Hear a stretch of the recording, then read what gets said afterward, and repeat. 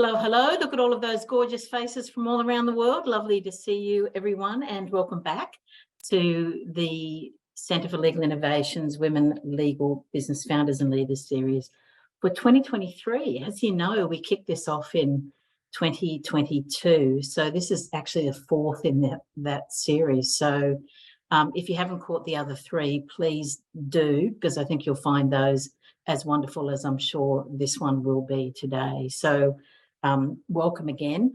I'm Terry Mottershead. I'm the Executive Director of the Centre for Legal Innovation at the College of Law. And I'm your host today. And I'd like to start today by acknowledging the traditional custodians on the lands on which we meet. We pay our respects to their elders past, present and emerging, and acknowledge all Aboriginal and Torres Strait Islander peoples here today.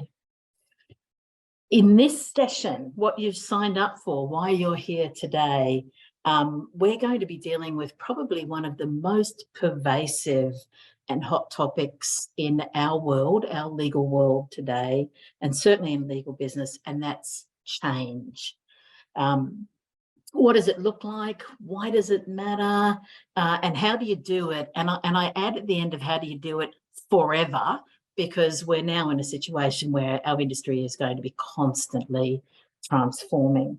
I couldn't think of a more knowledgeable or skilled group of legal business leaders and owners to discuss this topic than the amazing and wonderful panelists that we have today and the conversation that I'm going to have with them. You know them all. If you don't, you should, because they're really worth knowing. What I can tell you about them is that they've all led, worked in, and really inspired others to embrace and engage in a change agenda. The items on their agendas may have been different. They may have prioritised them in different ways, but the leadership capabilities that they have developed and that they now model are really the ones that are required to turn the change agenda, which is massive in many respects, into action steps that change mindsets, that add new behaviours. And in that respect, there are many similarities in the work that they've been doing. And we're going to get into all of that today.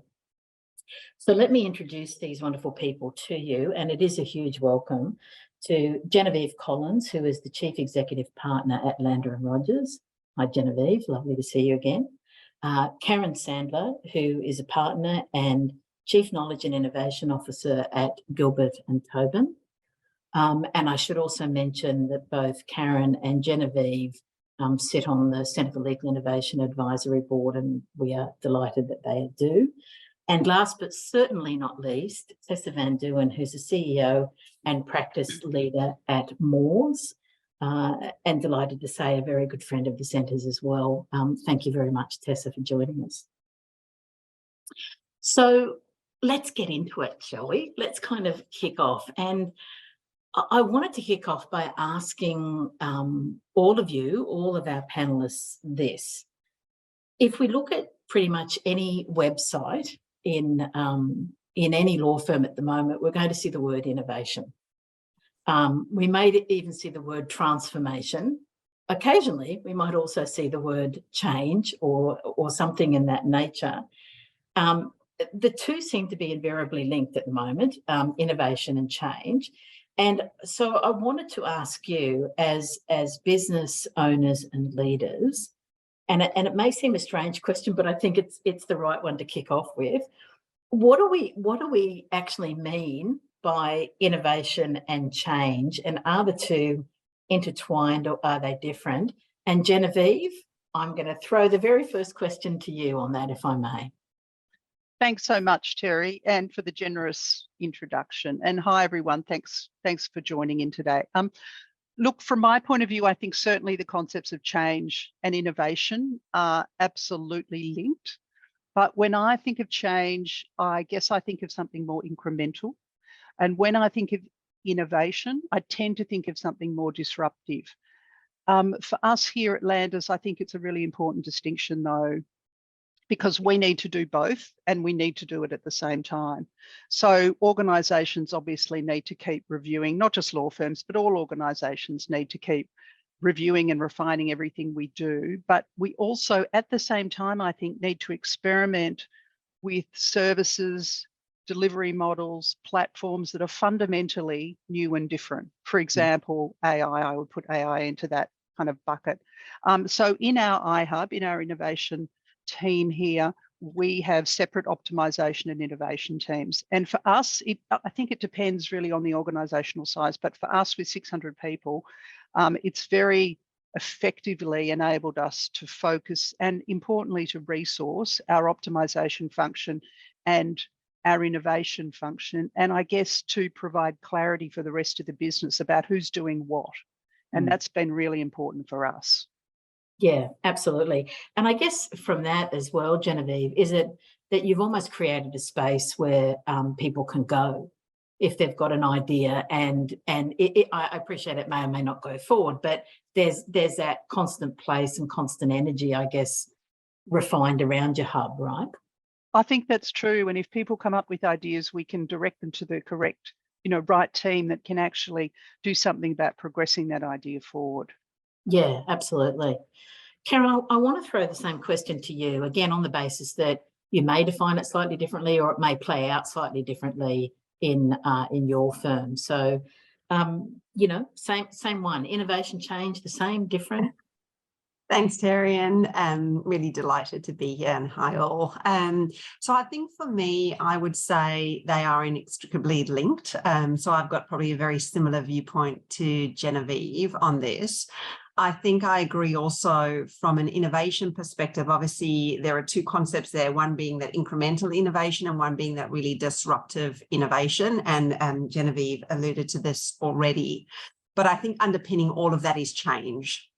And, effective change management is how you actually deliver on whether it be an incremental innovation or a disruptive innovation. The reality is change underpins absolutely everything. So I would say they are incredibly linked with one another, and it just depends on how you sort of look at it and how you frame it internally within organisations. I mean, for me, we're obviously driving quite a significant change agenda or innovation agenda at Gilbert and Tobin.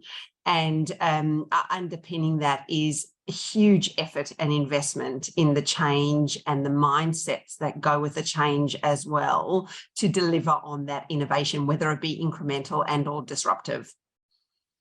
Yeah, and I was just thinking as you were speaking, Karen, that it's kind of weird, isn't it, that innovation word does appear on everyone's website, but when you actually go behind it, they're doing things exactly the same way that they've always done it. So the change and the innovation haven't actually been linked, but yeah.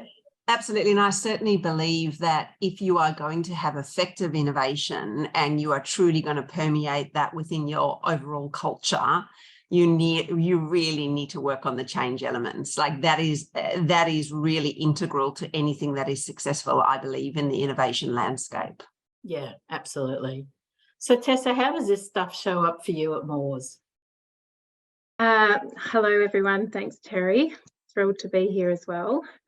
So for us, just for some context, as compared to Genevieve and Karen's workplaces, we are a team of 70 at Moores.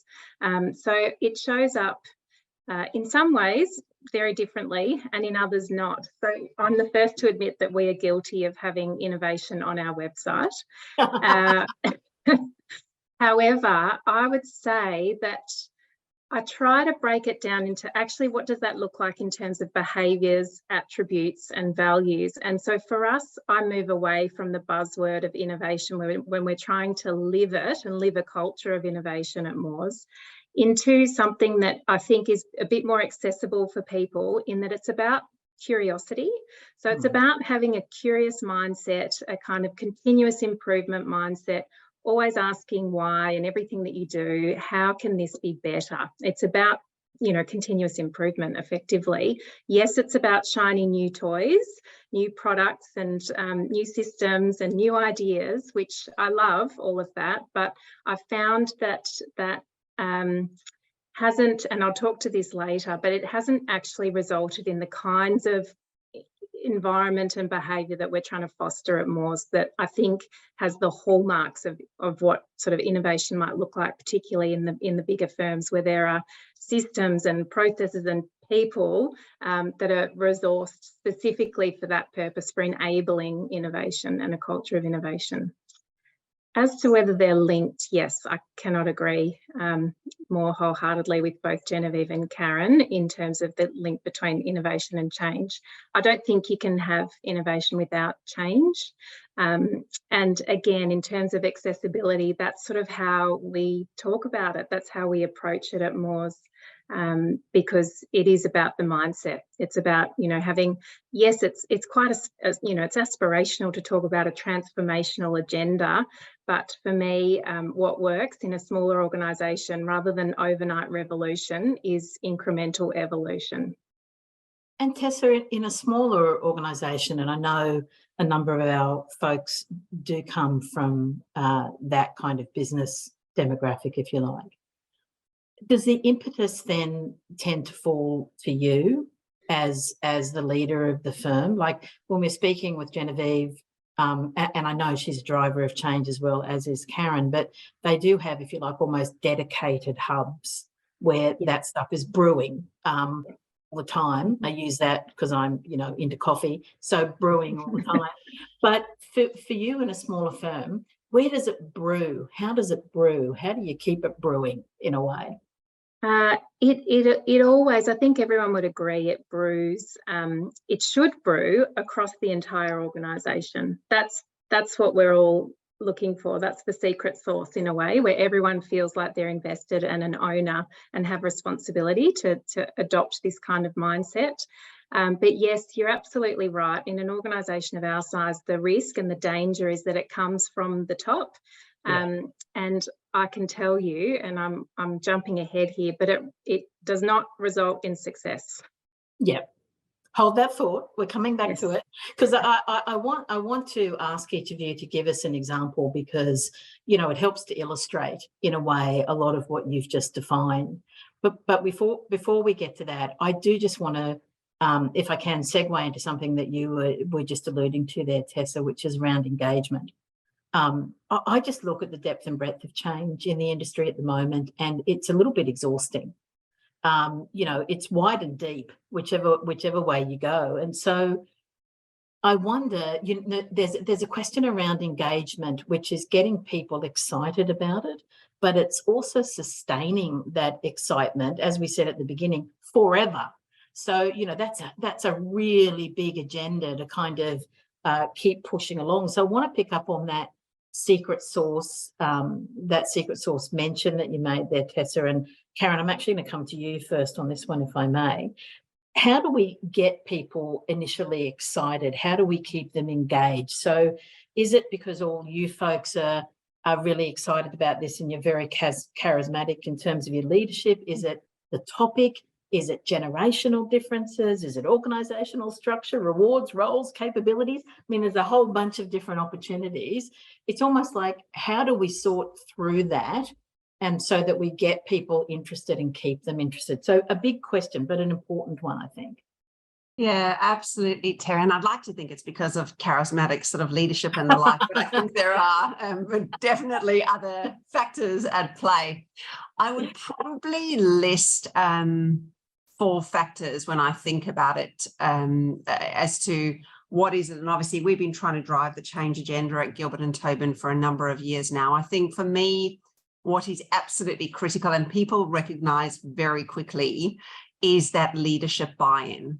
That real wholehearted sort of leadership buy-in, that means that people are invested in that change, and also that there is strategic importance placed in it by the organisation, which motivates actually others. And I see this both in a law firm context, and I've also seen it in the work that we do through GNT Innovate in a client space, so an in-house space. If you do not have the leadership buy-in, it is incredibly difficult to affect change well.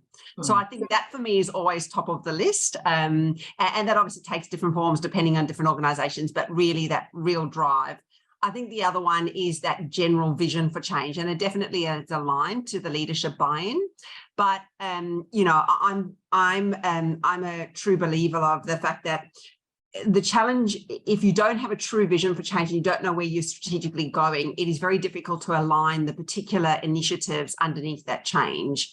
And if you don't do that, people find it to be quite ad hoc, you know, not very coherent, and that narrative isn't there as well. So I feel like you need to do a lot of work around that actual vision and what you're actually trying to end up with to enable you to actually get people excited. I think the other one is, and I said this in jest initially, but I think they need to see passion for change. I feel very strongly about that, because if people that are leading the change or working very hard in that space, including leadership and the like, are very passionate around the end goal, you typically find that infuses passion in the broader organization, and they feel far more invested in that as well. You know, obviously in that, you know, we ran a massive program last year, a ways of working program, where, you know, we did lots of training, lots of upskilling, the narrative around why we needed to think about our ways of working. We developed a whole model. There was all the bells and whistles around it. I mean, we did floor decals, and we did you know, a whole bunch of competitions, and that adds to it. So, you know, but certainly that was, I would say, secondary rather than what the actual motivation was. It was all around that strategic picture. And then the other one, and I think this is partly or a big component of the secret sauce, is you have to have grit and perseverance. I reflect on this often, particularly when you have a changing workforce. You know, when we think about the size of Gilbert and Tobin, we're sitting at about 1,000 people or so. The reality is you have churn, you have people going overseas, and you're constantly having to upskill, and that takes an enormous amount of effort and time. But you do need to have that grit and make sure that every new person that comes into the organization understands that vision, understands that strategic importance of innovation and change for it to actually be successful. Otherwise, you lose that at the minute somebody leaves the organization. Absolutely. And as I was listening to you, I was just thinking the things that came to me, and you can tell me if I've got this right, is that you need to make it real, make it relevant, and stay the course. And also have leadership, right? I mean, just so incredibly important. Yeah. And it's not enough anymore, Terry, to have it on websites and stuff. You really need, you know, like certainly I feel very passionately around, you've got to walk the talk. And I think people are very discerning in the market now around, you know, what people are doing in the change and innovation area. Yeah, and I think that's probably true in the B2B and the B2C market. Yeah. I mean, they're just not tolerant of you talking about how innovative you are. And certainly folks that are coming to your firms, you know, they don't want to see the word innovation and then kind of be asked to only submit paper-based, you know, CVs, for example. Yeah, I mean, it's there all the time.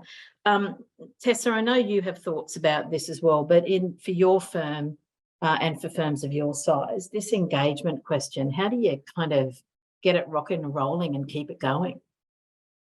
I won't lie, it's tricky. The sustaining it piece is the tricky part, right? Like I think at the beginning of a change journey, or at the beginning of, you know, an innovation journey, there is a lot of passion and excitement.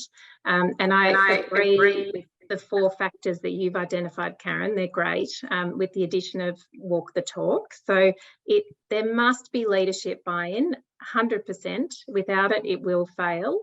And I think, as crude as it sounds, you have to be really clear and repeat yourself about what the return on investment is for every single person within the organisation. It has to touch on, it's got to make their lives better at work, whether it's more seamless, whether it's more engaging, whether it's more exciting, for whatever reason, this particular, whatever change that you're trying to drive must be really clear about what's in it for me. You need to be able to answer that question for everyone in the organisation. I appreciate that, you know, when you're dealing with 1,000 people, that might not be so simple, but at a size of ours, then that's something we must ask and we must know the answer, because otherwise we'll meet resistance without fail at some point along the change journey, particularly when, you know, when things are protracted, they take time, they take a lot of energy. Absolutely. So it's also retaining that interest in a way, isn't it?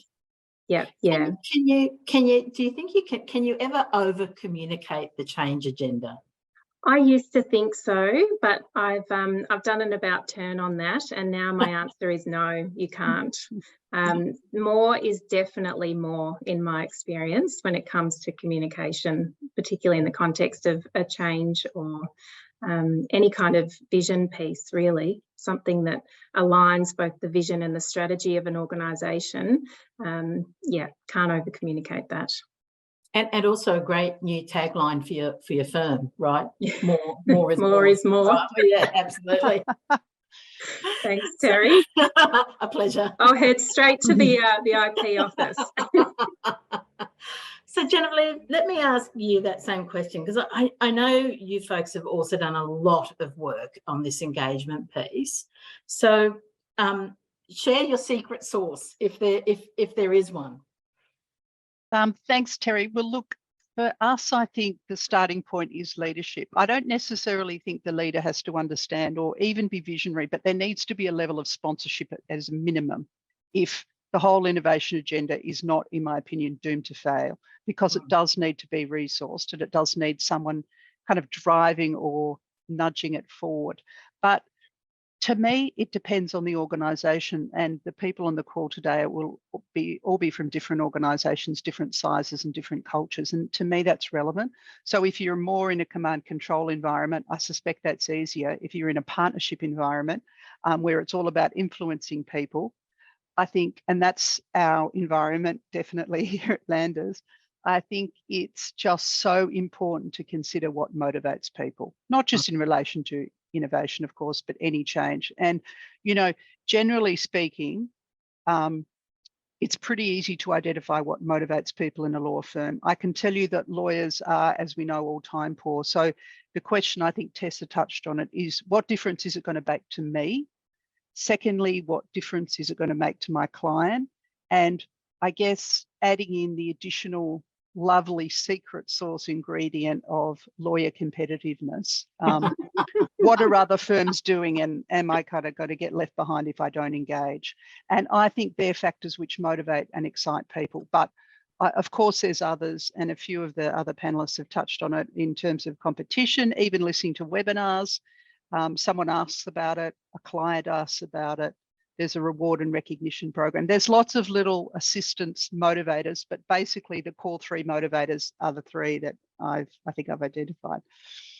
And Genevieve, is it also constantly showcasing this? And I know we're going to get into kind of some examples next more specifically, but is it also showing people that innovation is possible, that you're constantly bringing that to people's attention, whether it's internally through those rewards and recognition, but somehow kind of almost softly selling as well as the hard sell of the innovation agenda?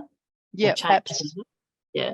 I think that's absolutely true. And I think lawyers are very good at seeing something that's worked in one particular area or for a particular practice group and extrapolating from that what might work in their area. They're very good at that. So I think showcasing what's possible is critical. Yeah, absolutely. So folks, I want to jump into now some examples. You know, we've kind of done a bit of defining of the topic, and we've looked at how we get people engaged, combining those in a way to see how you've actually done that in each of your firms. So I wanted, if you could, just to kind of chat about a project or initiative that you've undertaken, and I'm going to add a couple more elements to that. And one of them is a judgment or a metrics element. So having undertaken the project, did you decide that it was a success or a failure, and how did you decide? And we know that both of those are good things, actually, successes and failures. And I guess, how did you iterate from that? So we're kind of taking folks, if you like, through the example, but through a bit of a process as well in terms of an innovation and change agenda. And Tessa, I'm going to start with you, if I may, on that one first. Yeah. So the irony of this is not lost on me, but I'm going to talk about a failure, which was the introduction when I started in this role of what we called My Hub. So very close to yours, Genevieve, but it's Moore's Innovation Hub. And it was a spectacular failure for a few reasons. One is that it was driven by me. So I came in and I thought, the market's doing this, we're going to, if we're going to future-proof, we need to have something that actually lives our value of innovating and having a culture of continuous improvement. And there was nothing that I could kind of hook into, like there wasn't sort of an existing system or an existing process or an existing work group, for example. So I thought, okay, brilliant, I'm going to set up a My Hub, an innovation hub for Moores. And we worked hard to identify a champion of the change. So in addition to me, which was one of the practice leaders at Moores, and then we sort of just, rather than allow it to be a self-forming, kind of self-organising group, we kind of tapped people on the shoulder, but across the organisation that I'd identified as people who I thought would get it, had some natural kind of talent, interest, passion and ability, capability really in this area. And we went about setting up the systems, the processes. We had an innovation portal where people could submit their ideas. We had wonderful assessment matrix that, they were all ideas were assessed against. They'd spit out a raw score, and then we'd have processes around board approval, all this sort of thing. So I thought, brilliant, like we have set this up for success. And I think I just forgot about, I focused so much on the actual structure and less about the mindset that's required for that. And as we've spoken about, all the other important ingredients that go into successful innovation and change. So we did have some metrics around it, and it was pretty clear within sort of 12 to 18 months that it wasn't meeting those measures of success. And so in terms of iteration, we had to effectively, we disbanded My Hub. We maintained the innovation portal, of course, but we had to disperse responsibility across the whole organisation rather than it residing in a key group. And for us as a smaller organisation, that was critical.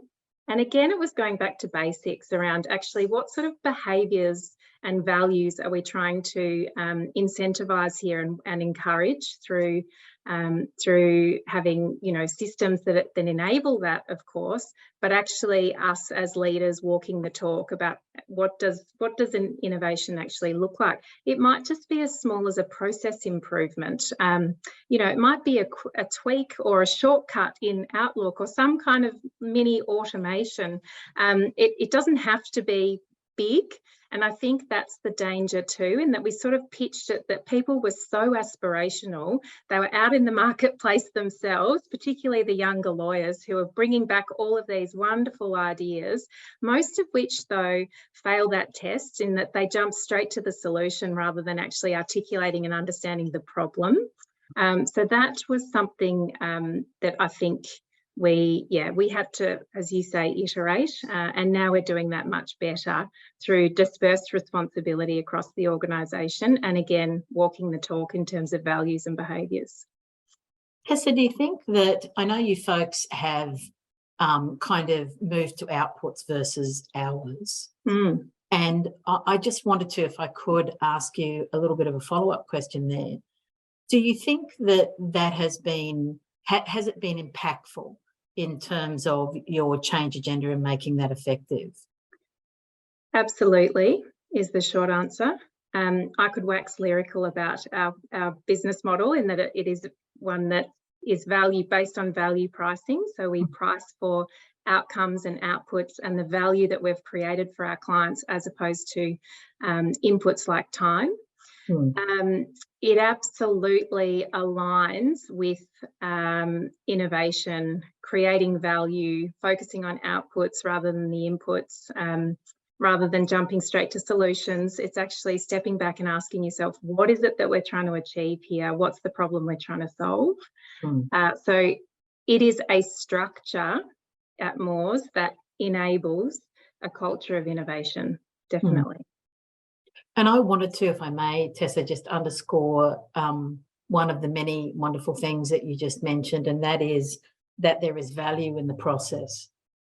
I think we sometimes get that. To me, the process is to a large extent what changes hearts and minds. And so, you know, I just think that's a critical one to kind of pull out and underscore, if I may. So wonderful example. And we love failures. We love failures, by the way. I was just going to say, can I say I think that's the other thing, is being really honest as a leader about the failure and owning it. I took full responsibility for it.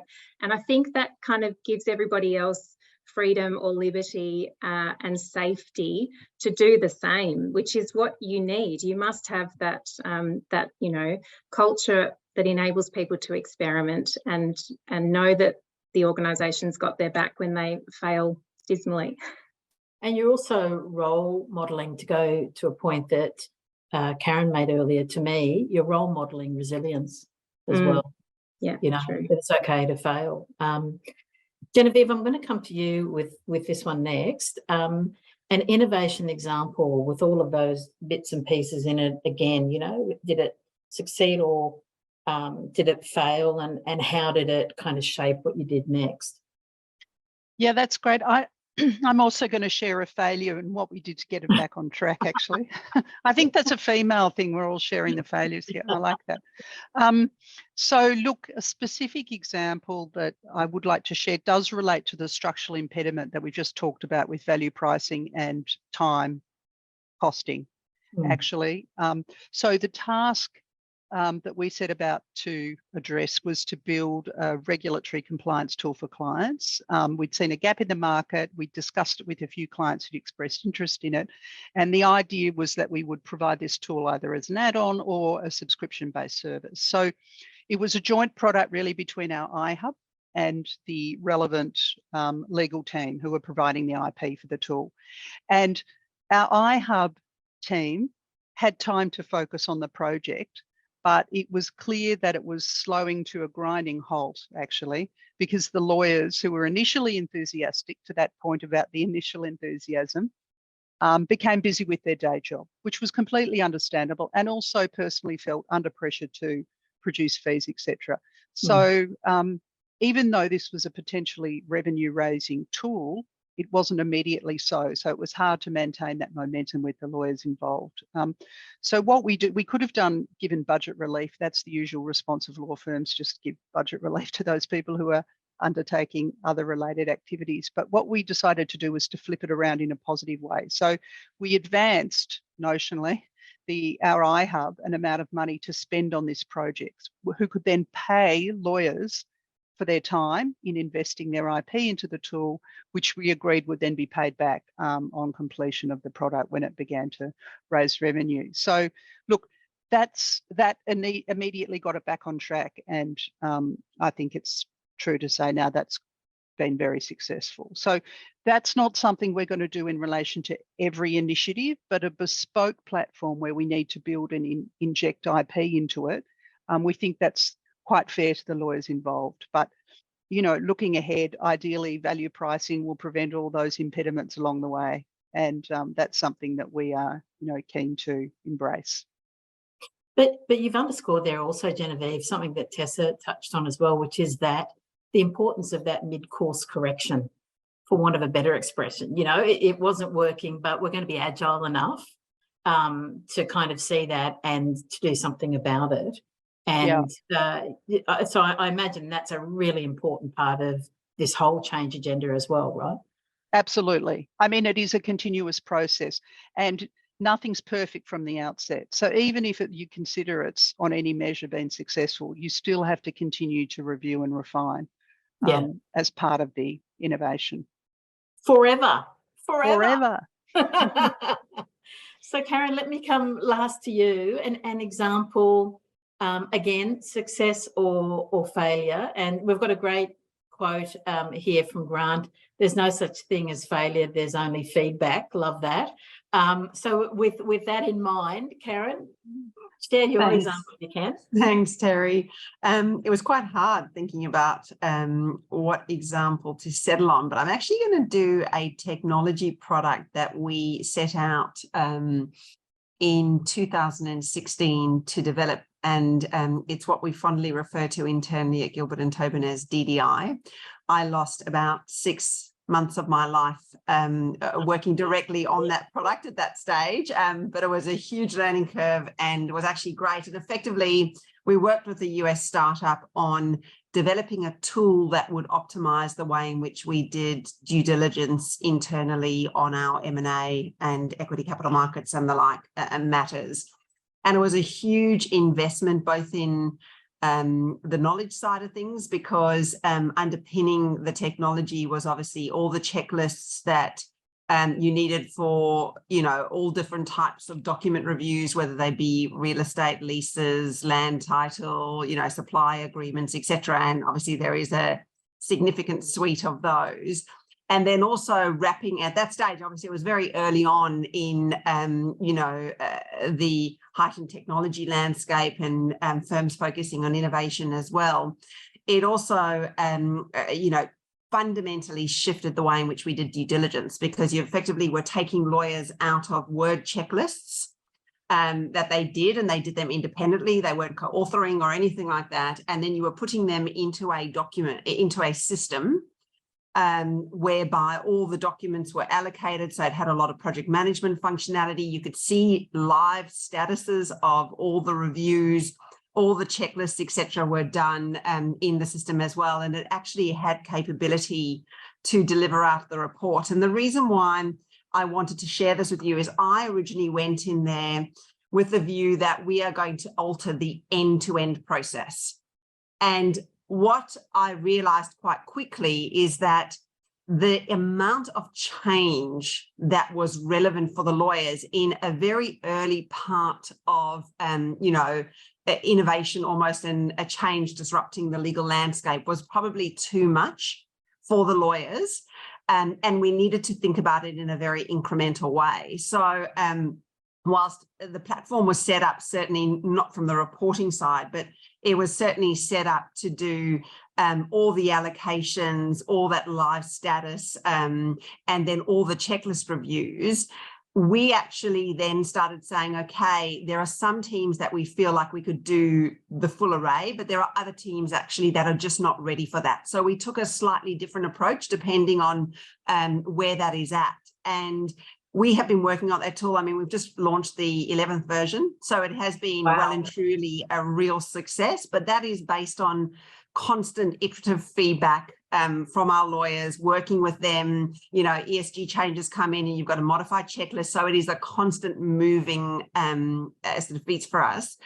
But, we now have the lawyers on the full platform, and actually we're now finalizing that reporting functionality as well to give them end-to-end diligence capability. And I suppose the learning over there is that, it has been enormously successful. They still got significant efficiencies in the first couple of years, but we were able to pivot based on also where people were at in their own journeys. And I think that's a really important takeaway. And it was certainly a very important takeaway for me. Number one is, the takeaway was you don't realize how hard technology implementation is until you actually do it. You also have to realize that it's not set and forget. You have to constantly change things based on the way in which lawyers work, as well as, technology comes obviously onto the market with a huge roadmap ahead of it as well. So the vendors are constantly changing their product and there's constant training in there. You need to think about obviously new people coming into organizations and that level of capability build, but then also just you need to meet people where they are at as well. And you need to be mindful of that. And there are different levels of tolerance and you get there in the end. And so it's been a slower get there for us, but we have done it incredibly thoroughly. And the use of the tool is exceptional. We do not do a diligence pretty much without it anymore. So it was a bit of perseverance, a bit of grip, a huge amount of effort in there, but certainly has shifted the way in which we do diligence completely. Yeah, absolutely. But at the core of what you're saying as well is collaboration, isn't it? And that's increasingly inside and outside your firm. So you're kind of redefining in this process what a team looks like and where it comes Absolutely. from. Right? Yeah. Absolutely. I think Genevieve mentioned it, lawyers always want to understand and know what is it that's in it for them, and can you ultimately save them time and effort, because they are incredibly busy. So if you expect them to invest in assisting, and I often say you almost have to invest though to get the benefits, and they understand that, but you do need to show what is in it. So you really need to have also that narrative right around what this tool can be capable of. And the other thing is, what was very interesting about the tool is often people think of it from the eye, like, how is this going to help me? What they didn't think about though is, how can a senior person in corporate sit on top of the system and understand at any point in time where the diligence is in all the different groups? Yeah. And so understanding that broader impact is also important when you're communicating that, because there is that tension point between the eye and the broader team as well. Absolutely. We've got a great comment here as well from Lani that saying that the principle they adopt is FAIL, F-A-I-L, first attempt in learning. Love that. It is indeed the first attempt in learning. Genevieve, Tessa and Karen, I want to go a little bit to the pointy end and to bring us where we sit today in our industry in terms of innovation and change. I guess the way that I would express it is that we're potentially staring down a recession at the moment, if not here, in a bunch of other places that will impact the work that we do. And we know that people are nervous. Everyone's nervous. The people in our various legal businesses are nervous, and quite rightly so. So I want to ask you this question, and it's around how innovation is valued and resourced. And we've touched on pieces of this in the conversation so far, but I want to address it very directly. If and when money is tight, if and when times are more difficult, we could argue that that is the very time when we should be innovating. It is the very time when we should focus on it. But we often see the opposite being true. So how do you see, if times do get tighter, how do you see that impacting the resources that would be available for innovation and change in your firm particularly, but more generally, is that then indicative of not just how you view innovation and change, but the whole industry views innovation and change? And I wanted to, if I may, come to you first with that one, Genevieve. Look, I think it's a very fair concern, and certainly we're experiencing that at the moment. It's inevitable that when revenue is threatened, it's natural to look at overheads. I mean, you do that with your household budget. You do it at an organisational level, and I think we've all experienced this. And I don't think, by the way, it is just innovation, of course, that firms are looking to minimise expenses. It's a constant thing, and especially, as you say, in the current environment. And some of us would say, of course, this is the time that we should be investing more, prioritising investment in the future around promoting efficiencies, delivering legal services, building new business models. But I can tell you, not all partners feel like that. And innovation is something that is invariably, I think, looked at. So I guess my answer to that, it does come back to the leadership position, and that's why sponsorship and communication is critical. I think it's really also important to demonstrate the value created. So you do need constant, strong communication about the projects and initiatives, and communicate the benefits of those, what's been achieved, what's being planned. And I think those things are really important. Look, I think it probably doesn't help, and I think the panel's discussed this offline actually, that it's been pointed out to me by some of my partners that on the beaten score of purchaser of legal services, for whatever reason, and I can see Joel on the line. Joel, I'm sure we'll have a view about this. Sorry, I can see your face, Joel, so I've singled you out there. But I do think that is really difficult to reconcile with actually what we're hearing. So just to be clear for everyone on the call, innovation is the lowest, I think one of the lowest indicators of how a client will purchase legal services or why a client will purchase legal services. So that's a bit of a problem for people who are promoting innovation and trying to get funding for it within a partnership. But all I can say about that, it is not consistent with what we hear from clients about interest in innovation, either in relation to tenders or in just general conversation. And my own view is that I suspect they see it as part of the legal product, that they don't want to separate innovation from the legal product. But when a law firm delivers a legal service or a legal product in what we would consider an innovative way, the clients appreciate it, even though they may not characterize it like that. I think that's a great point, Genevieve, because it's kind of like if you go to a restaurant, how do you know you've had bad service? Well, you know. So if you go to a law firm that's not innovative or not delivering things in the most effective and efficient manner, you will soon know when you go to another law firm that is. So yeah, it's but it does seem kind of counterintuitive. Certainly, I agree. Tessa, for you, how's all of this going to impact, do you think, how innovation is seen in resourcing if times get tough? Look, I think I'm lucky in the sense that our business model rewards working smarter, not harder, because of the focus on the outputs. And so it does reward effectiveness and efficiency. So for us, there is a very clear business case to double down on our tech systems, processes, investment, particularly in these sorts of times. So I'm lucky that we've got the leadership, but also the structures to enable and support that business case. The other thing that I would add is in these times, it is so critical to retain your talent.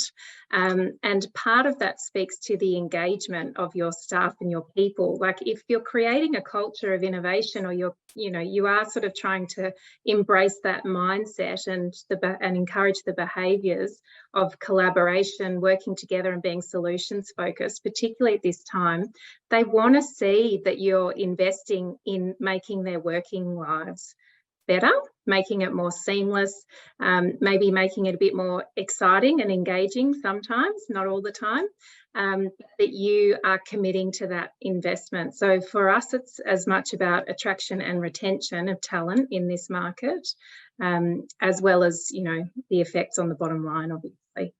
Yeah, absolutely. And Karen, I do want to come to you on this question as well, because I think it's an important one and one that folks face a lot. So thoughts about this?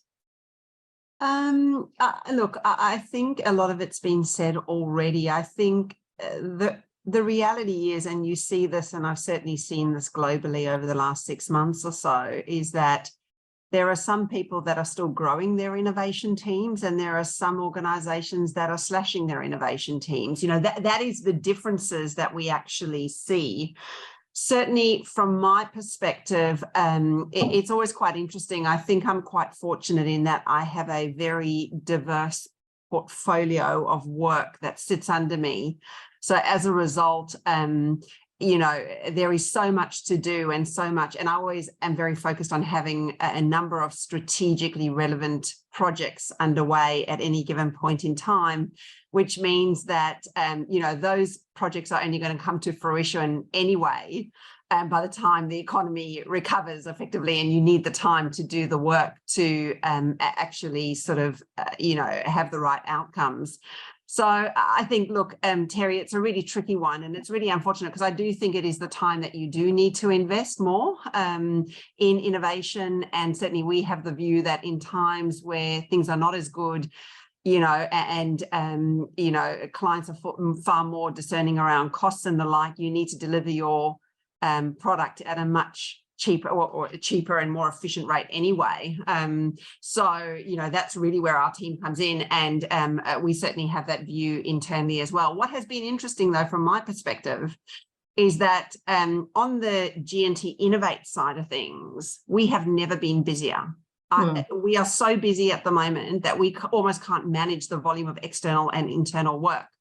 And I think that's interesting because what that suggests to me that, and I always thought this, during COVID, for example, we were busy, but we weren't as busy as what you would think. But I think people were in-house teams were so exhausted with just general BAU, had so much more on their plate. There wasn't almost that time to focus on the innovation. What we're seeing over here is that the clients are absolutely focused on innovation. And I think that actually might then change the trajectory of where firms think about their innovation teams, because if our clients are focused on innovation at the moment, because they might have a bit more capacity, they are going to be well and truly focused also on firms focusing on innovation and leveraging technology. And I think also ChatGPT has landed at a good time for us, just generally in the broader legal operations ecosystem, because there's going to be huge time and effort, I expect, that law firms will be spending on trying to work out and navigate that area.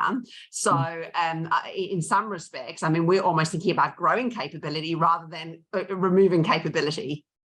Absolutely. And I think the bottom line too for clients is that if they are innovating and they're under pressure to do that, they literally can't afford to be working with legal businesses that are not. Correct. That is the bottom line, isn't it? In discussions like this. I want to jump to the next question, if I may, around culture. And we've been talking about this in pieces, but again, just want to drop this squarely into the conversation. And Karen, I'm going to come back to you first on this one. How do you know when you have actually changed your innovation or change process from a project and you've actually or initiative and actually transformed it into a culture of continuous improvement, or you now feel that it is business as usual? Like, what are the markers or the metrics, whatever you want to call them, where you can look at them and say, oh, wow, where this is now what everybody does, versus this is the project that's being undertaken by Karen's team? How do you know? Yeah, it's a very interesting question, Terry.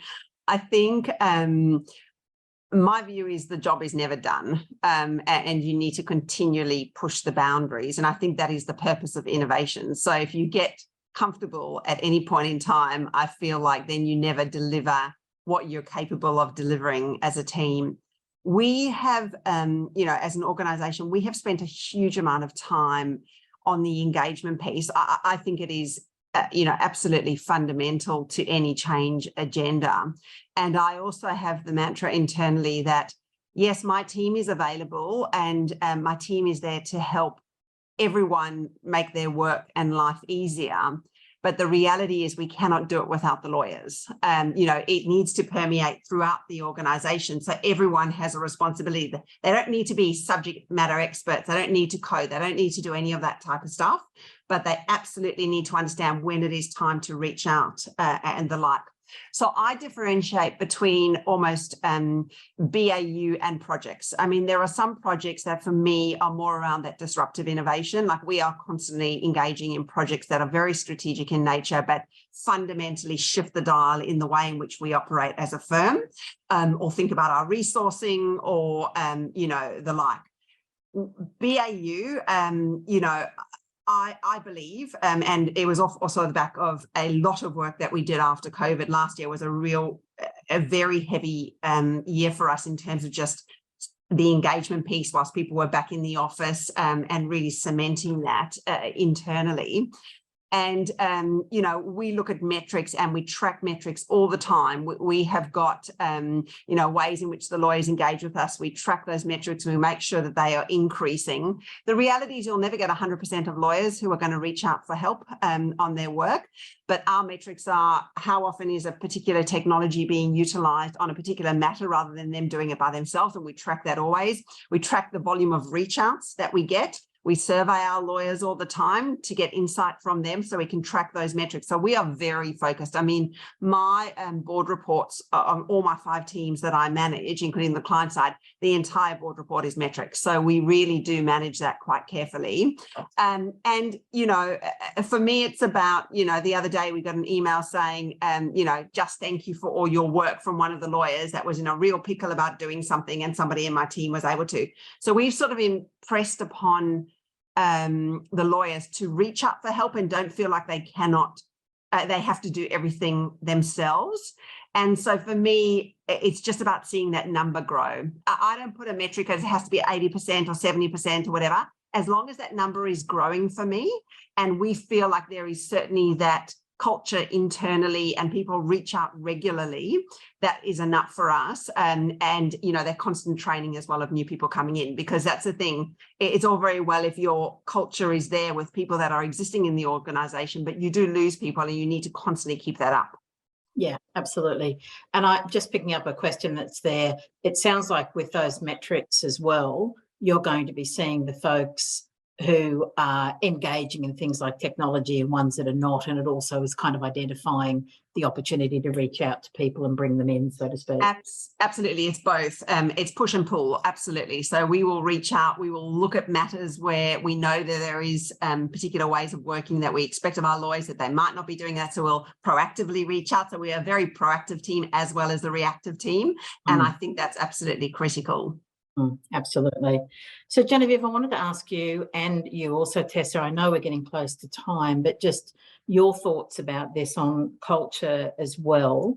Is there something, was there an aha moment for you, Genevieve, for example, where you thought, wow, this is now part of our BAU, it's not just a project?